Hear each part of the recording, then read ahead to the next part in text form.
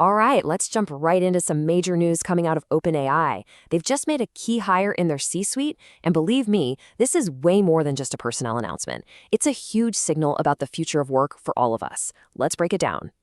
So, on the surface, the headline is simple. OpenAI has a new chief people officer. But in the world of AI, especially at a company like OpenAI, a move like this is loaded with meaning. This isn't just about managing people, it's about designing a company that can build the future and also survive it. So, who is this new leader at the center of it all? Well, let's talk about Irvin Casey, because his background is exactly what makes this so fascinating. See, this is not your typical HR executive. The magic words here are engineering depth. Casey gets how high-performance tech teams actually work from the inside out. That is a massive advantage when you're trying to build support systems that actually help innovation instead of getting in the way. And you've definitely heard of the places he's worked before. He's been in senior roles at some of the biggest, most complicated tech companies out there: Roblox, Google, Palantir, and Meta. He knows what it takes to help companies build their products and their teams at a mind-boggling scale. That's exactly the kind of experience OpenAI is going to need for what comes next. You know, this quote from Vijay Simo, who's the CEO of applications at OpenAI, really just nails the mission here. It's two things at once: build systems that can keep up with the company's insane ambition, but do it without breaking the unique culture that made them successful in the first place. That is a really, really tough balancing act. Okay, so we know who he is, but what exactly is he there to do? Well, it's all about gearing up the company for its next massive phase of growth. It's so important to understand what Chief People Officer means in this context. Forget about just payroll and benefits. At a place like OpenAI, this is a deeply strategic job. It's like designing the entire operating system for the company itself, creating the frameworks that let people work together, move incredibly fast, and perform at the absolute highest level. And if you break it down, his responsibilities cover the whole spectrum.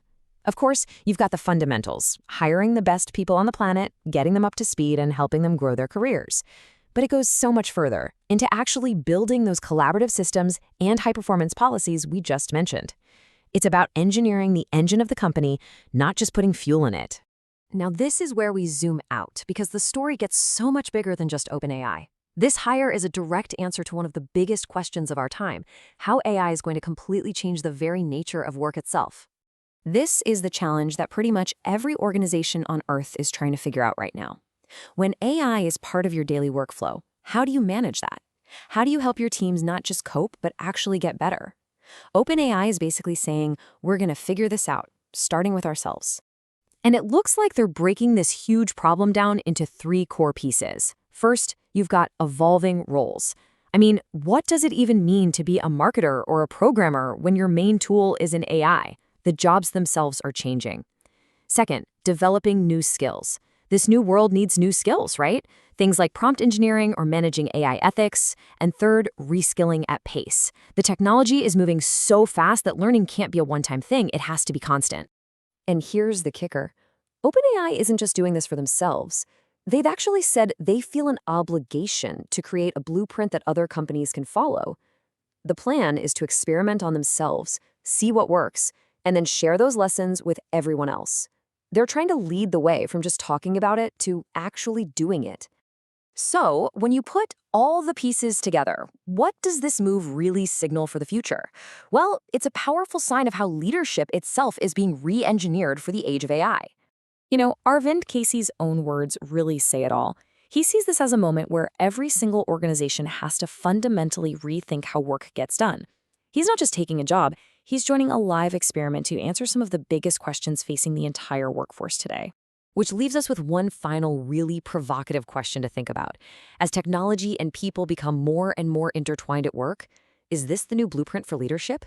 Is the best people person for the future someone who doesn't just understand people, but also deeply understands the technology that's reshaping their entire world? It's definitely something to chew on.